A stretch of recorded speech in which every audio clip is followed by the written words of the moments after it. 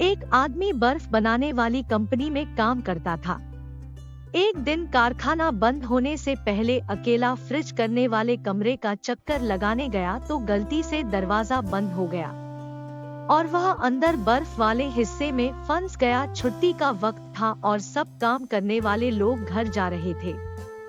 किसी ने भी अधिक ध्यान नहीं दिया कि कोई अंदर फंस गया है। वह समझ गया कि 2-3 घंटे बाद उसका शरीर बर्फ बन जाएगा। अब जब मौत सामने नजर आने लगी तो भगवान को सच्चे मन से याद करने लगा, अपने कर्मों की क्षमा मांगने लगा और भगवान से कहा कि प्रहलाद को तुमने अग्नि से बचाया, अहिल्या को पत्थर से नारी बनाया, शबरी के जूठे बेर खाकर उसे स्वर्ग में स्थान दिया। प्रभु, अगर मैंने जिंदगी में कोई एक काम भी मानवता व धर्म का किया है तो तुम मुझे यहाँ से बाहर निकालो। मेरे बीवी बच्चे मेरा इंतजार कर रहे होंगे। उनका पेट पालने वाला इस दुनिया में सिर्फ मैं ही हूँ।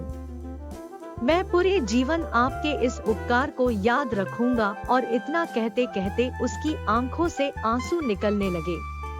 1 घंटे ही गुजरे थे कि अचानक फ्रीजर रूम में खट खट की आवाज हुई।